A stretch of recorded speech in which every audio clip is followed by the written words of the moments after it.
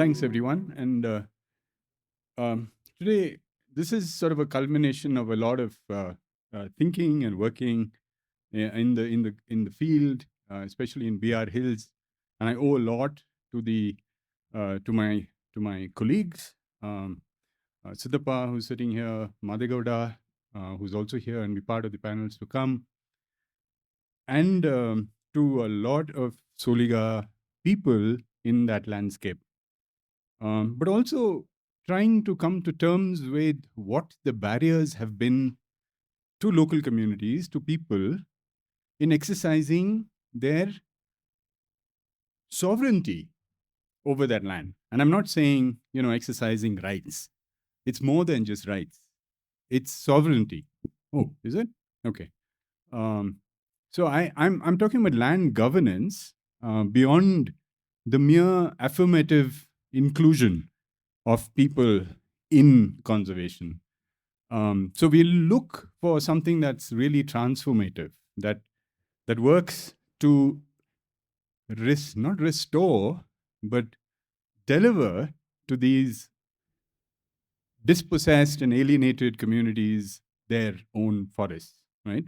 And to think about this, I think knowledge, production, and participation and involvement in many ways has played or hindered their participation in especially protected areas, right? We seem to have created these landscape silos, and especially protected areas being the jewels in some sense of our environmental landscape.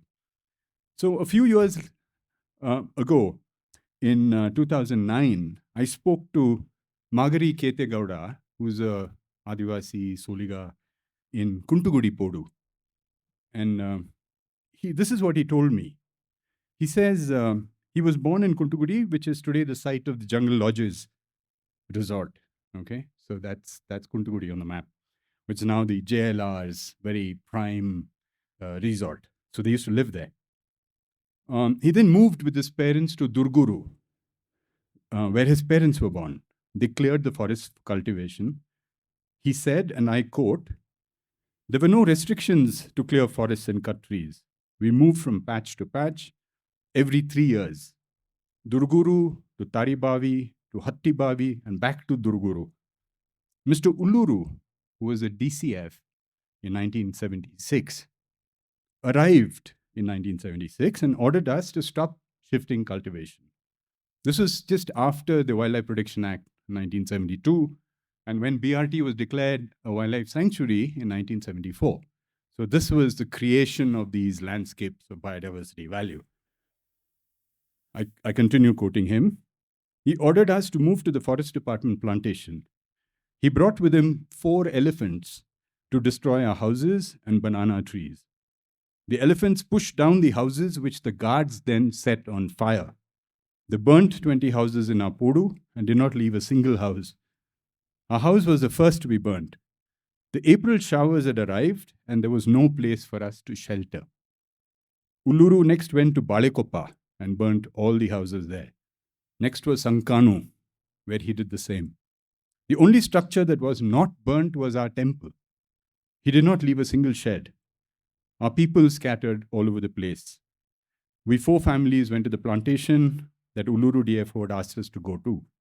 We were there a year when a herd of elephants raided our crops and cleaned us out. We then became coolies in a forest department plantation for which we got 1 ser ragi and 2 bidis as wages. That was not enough, so we then moved to Uppanare to cultivate some land. 7 years later, the department said that the mud from our fields was being washed onto the road, so they evicted us from there. The DFO then was PK Devaya. So we moved to Kegudi.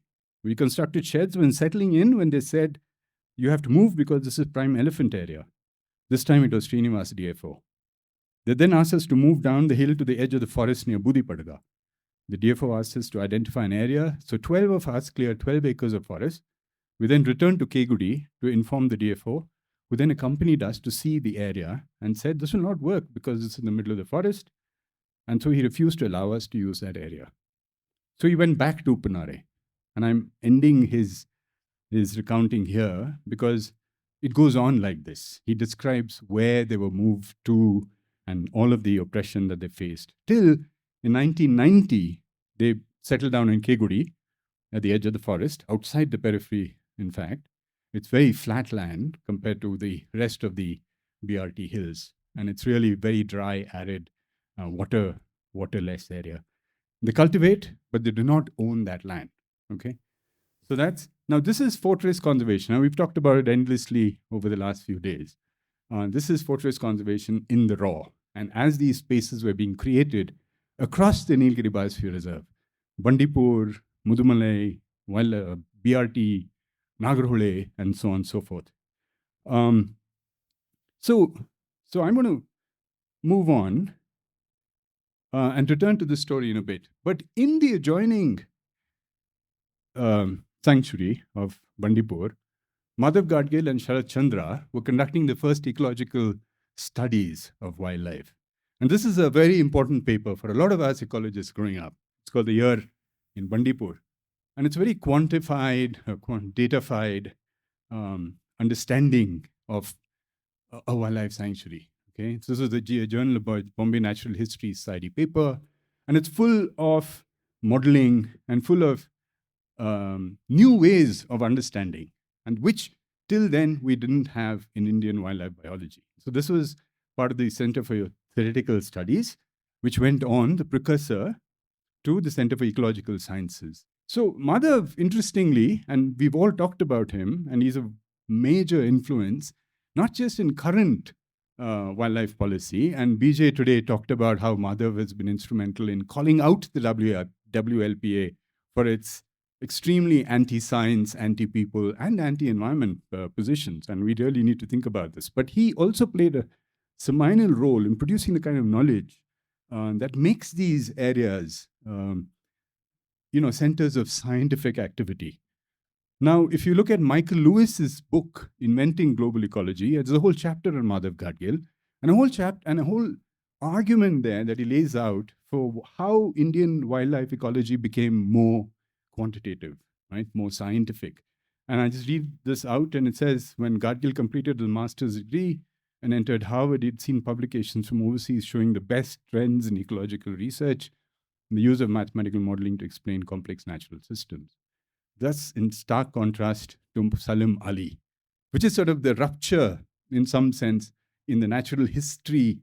And Salim Ali, in The Fall of a Sparrow, talks about eating tiger meat, for instance, right? So you've got this old natural historian, hunter idea to this much more objective, as Johnny said yesterday, facts, and only the facts, he said, to an analysis of these environmental landscapes. So, he didn't go to the US because of this, his math failing, while Gadgil was looking to incorporate a more mathematically sophisticated science. In the neighboring landscape of Nagarhole was this experiment in a datafied landscape was being taken even further. And Ullas Karant and the Center for Wildlife Sciences was now incorporating cameras and radio collars. Ravi Chellam, who's here, did the first studies on radio collaring of lions, and Ullas was doing this on tigers. But Ullas went ahead. He had a whole program for tiger ecology, and probably the most advanced and impactful tiger biology studies we've ever had anywhere, not even in Chitwan, I would claim. So here's Ullas's effort. Now, what we all know this, it's a series of camera traps. And the previous map, for instance, lays out the dots that you see in the Nagarhole landscape in the protected area are camera trap locations. And they estimate tiger abundance using cameras and very detailed statistical analysis of this data using what they call mark recapture methods. So you've gone on to now establish a program, a method to robustly and accurately assess tiger numbers. And he goes on to advance the field, writing books on this particular methodology that's heavily dependent on statistics, technology, and science. Okay. Now, this all comes to a head or fruition in some sense in the Tiger Task Force report called "Joining the Dots," of which Madhav Gadgil is a member. And in the consultation in Delhi and the subsequent one in Bangalore, uh, the task force, Sunita Narayan is now the chair, entrusts, and see, Ullas Karant for years has been calling out the pug mark methodology that the Forest Department always used for many, many decades to assess tiger numbers. And if you all know that Sariska, when tigers disappeared completely, was still reporting tigers that were assessed through the pug mark method. So the Tiger Task Force was set up by Manmohan Singh when the crisis in Sariska became apparent. Okay? So that was the history of how the task force got established. And Madhav Gadgil, who had the mathematical, ecological expertise, was asked to look at the method and rethink or put in a new method in place. So photo identification, monitoring, camera traps, and radio telemetry and DNA studies became then the norm to assess tiger numbers. So what we've got then, this then became part of standard practice. Every 4 years, starting in 2006, 2004 was the Tiger Task Force report. Starting in 2006, every 4 years, the country conducts this massive program on assessing tiger numbers, okay, in all forests, tiger-bearing forests, as they call it. And they produce these tomes. I mean, these are reports that are impressive in the amount of data they have on tiger and their prey and co-predators, leopards, wild dogs, and so on. It's a fascinating exercise. But what it also does is sort of entrenches the conservation areas as producers of wildlife, okay? As if nothing else exists in these landscapes. And if you look at one of these reports, all it has are graphs and maps and endless statistics on these major species. Chital, sambar, and other such species, I'm going to say. So in 2022, the Ministry of Environment and Forests tom-tommed this as a Guinness World Record. Right? So look at the numbers, are astounding. 641,000 days of foot surveys. So there are 4 stages in this particular assessment, covering 641,000 square kilometers. Camera traps, 47,000 and so on, 47 million camera photographs. So these are the numbers then, and they've climbed steadily since 2006. I won't go into the history of when it sort of plunged pre-2006, and very interesting sort of. And if you look at and I'm not going into the details, but if you look at the reports, every single status report says people have to be evicted from tiger reserves. It's the mantra that we've seen endlessly. There's absolutely no space. It seems sort of the easiest bullet that they can fire at local communities. So the numbers have gone up from 1,400. In 2018, it's 2,000 to 2,900. In 2022, it's about 3,667. And so those are numbers you have for tigers.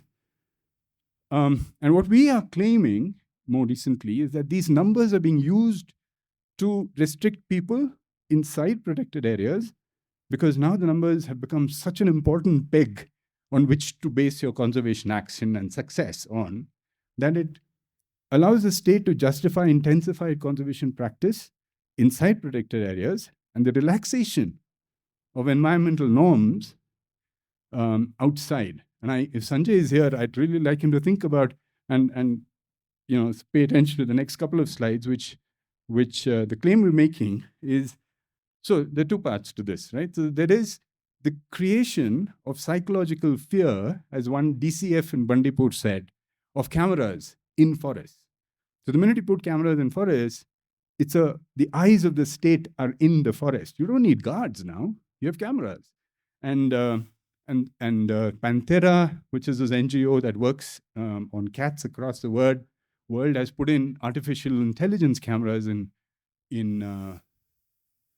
Manas. That's right, where they trigger responses if they see people with guns, for instance, right? So they can actually do all of this online. You can do a whole lot with cameras in the forest.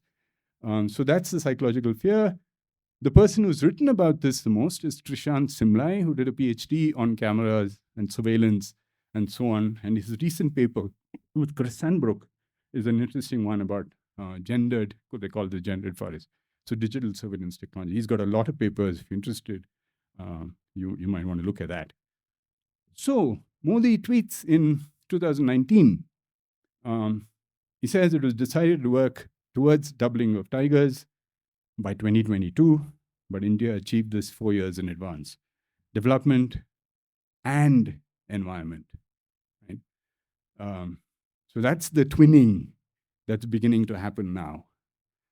Tiger numbers are being used to allow for development. Suddenly, you've got this magic chalice, and are not mutually exclusive, right? And the Justice Nambiar was saying this morning, and I thought that was striking. You either have an ecocentric or an anthropocentric legislative process, and suddenly here's the executive that's able to do things on the ground completely aconceptually.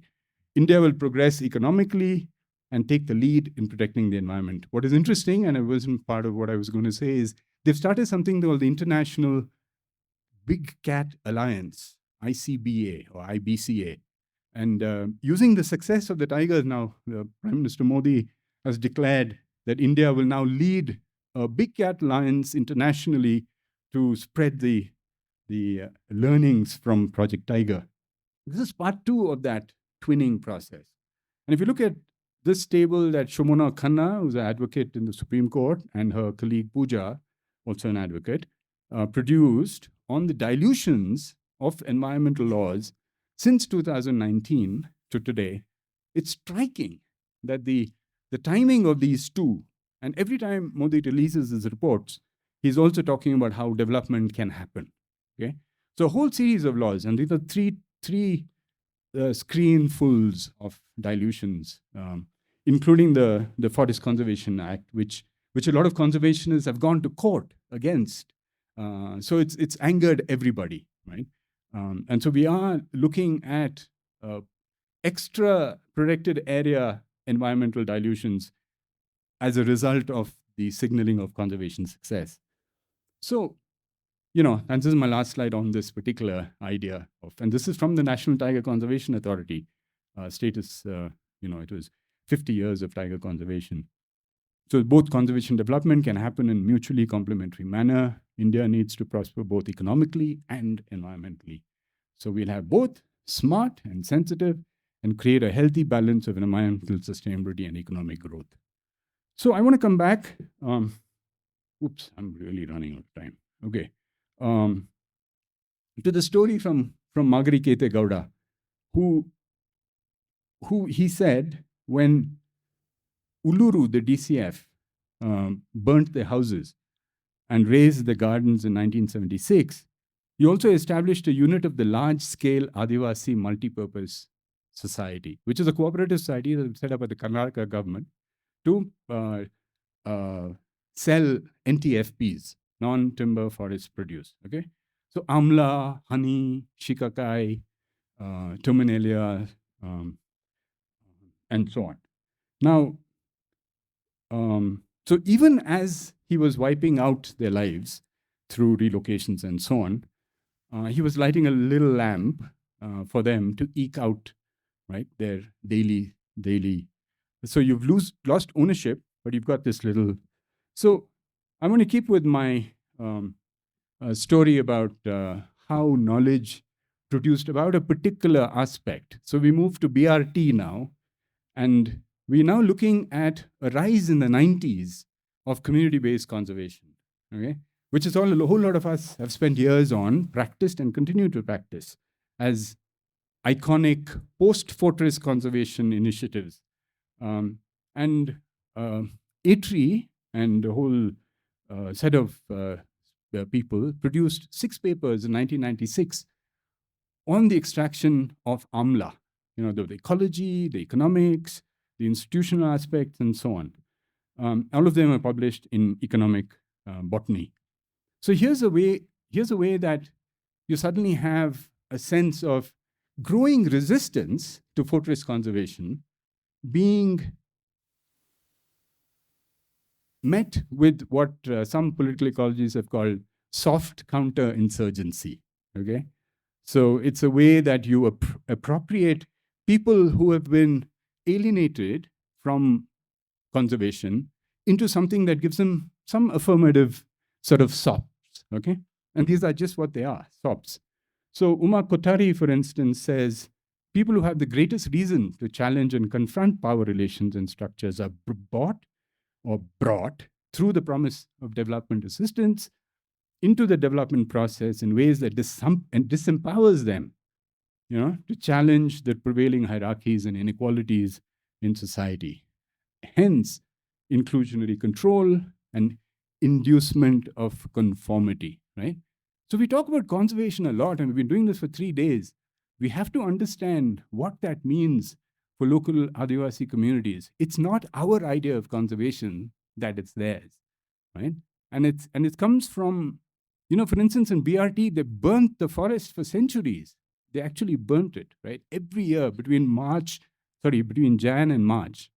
And it's not something that we can sit comfortably with, the idea of forests burning, right? But that's something that they did.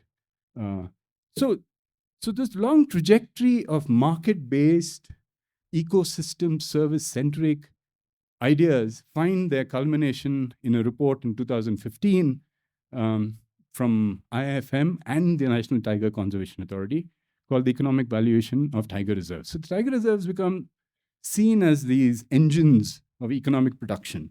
Now they're no longer being felled. There is tourism, obviously, but then you need to push the capitalist border, right? You need to see how you can keep producing from areas that have been locked away, as almost about 4% of the land area of India being locked away for conservation, and you need to make them produce, especially under the current carbon-centered climate mitigation ideas. So this is the first edition of the report. There was another one in 2019. So they're planning to cover all tiger reserves in this fashion. And the tour operators for the tiger, interestingly, picked up on this, right? The other slide you have adjacent to this is their manifestation or representation of what is in this report. So essentially, it's a listing of all the ecosystem services that were actually monetized, right? It's a monetary valuation of ecosystem services. For instance, I couldn't find in the first report any of our neighboring protected areas. So the closest one I could find was Periyar. And it's got stocks, and it's got flows, and it's got a whole series of monetizing processes. The next slide, and I'm going to rush through this, is in her presentation to the Tiger Summit, Madhu Verma asked, why should businesses be concerned? So this is in the current context of Vantara eating us all. I'm wondering, what might alliances with these sorts of econometric processes, which could be seen as a clearly objective process, be complicit, right, in giving away these landscapes to a whole set of private players? And then what does that do to local communities? Right? The report does not talk about the FRA. It doesn't talk about any of these local institutions that could be part of how these benefits could be shared. Completely silent on that.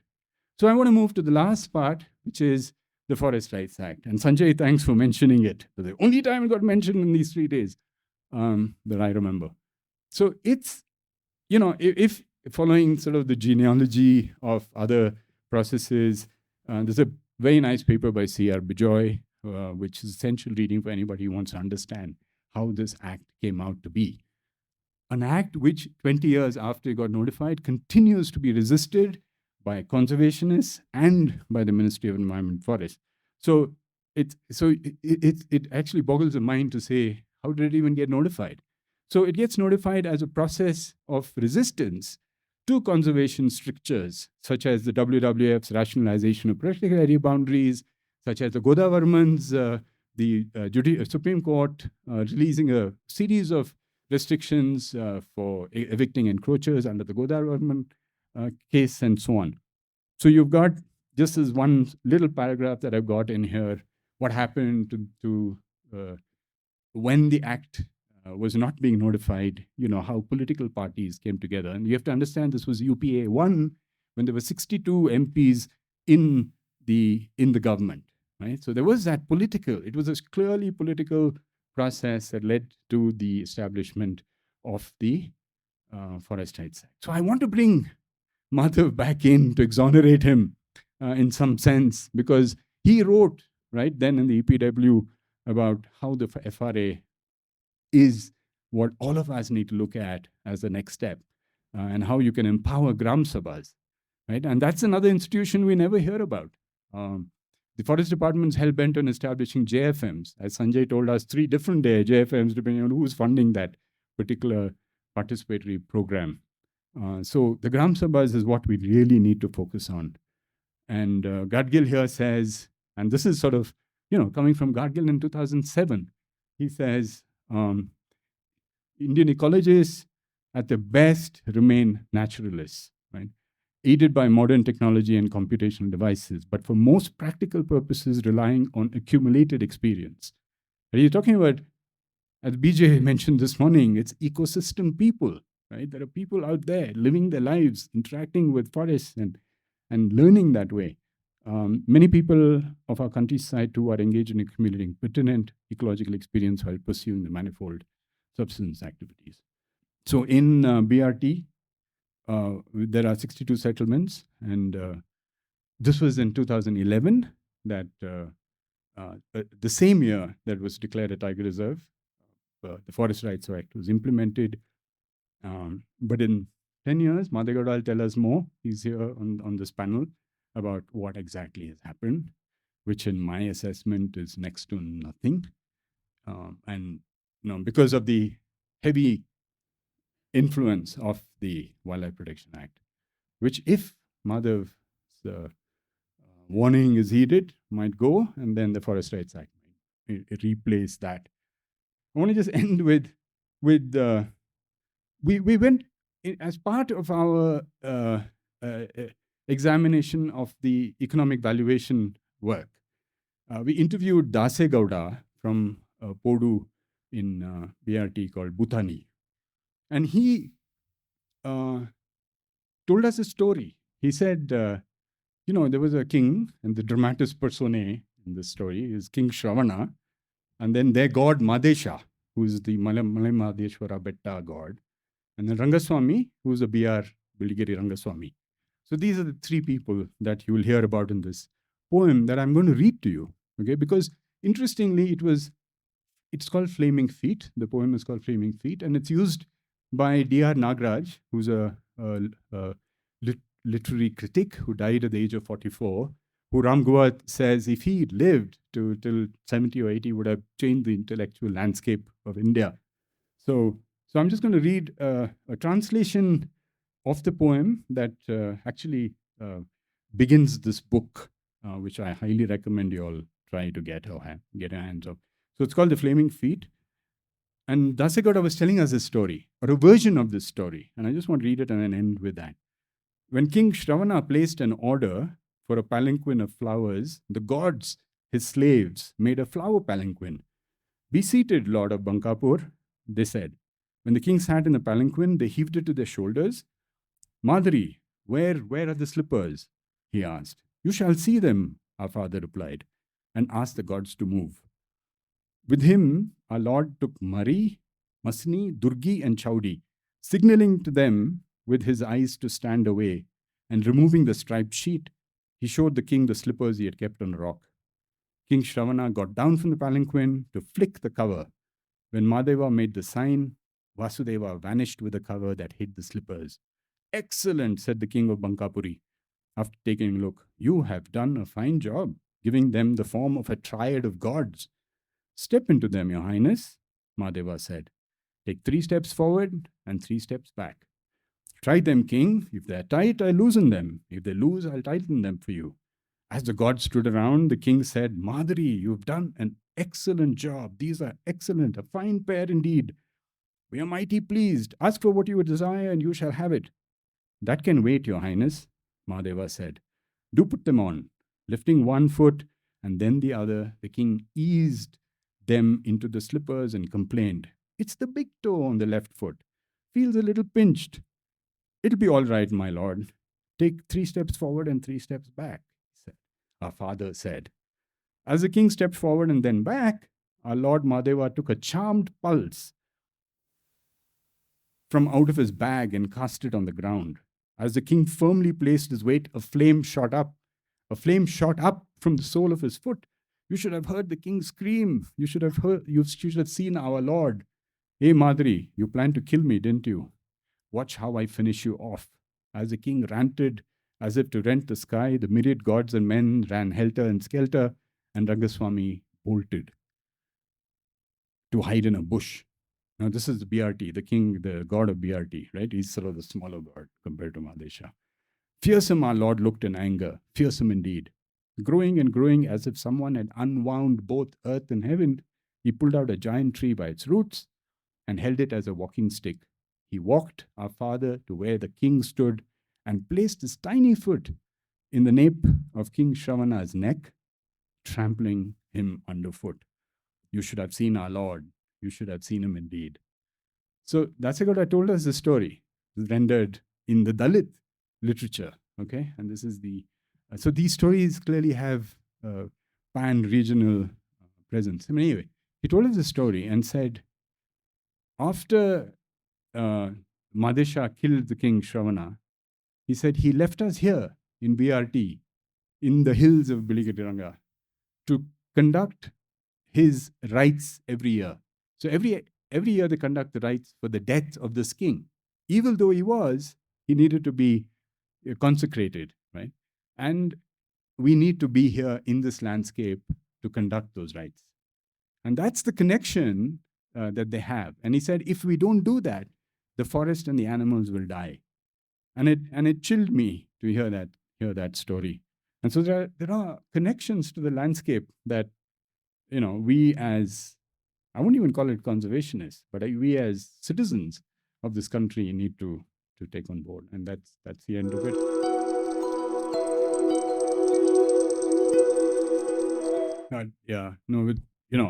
But I think the commonality of evictions is too prevalent, right? I mean, it was happening in Bandipur, it was happening in Mudumalai. Bandipur cleared every Jainu Kuruba from the 1973 Project Tiger Declaration to 1984. In 10 years, every single Hadi was removed from Bandipur. And today, they're refusing to allow forest rights claims in Bandipur, saying that there is nobody inside. All of these Hadis are sitting on the edge of Bandipur, right? Nitila knows. And they're claiming rights into the forest. If you look at the Soligas versus the Jainu Kurbas, the very differing trajectories of dispossession, right? And the forest department is treating this as an enclosure with absolutely no rights. And these are not, prehistoric. These are 50 years of actual claims. And Jainu Kurba is a primitive tribal group. Clearly, they didn't have locations. They weren't cultivating. So they don't leave behind a signature on the landscape that the Soligas do, because they are actual cultivators, shifting as they were.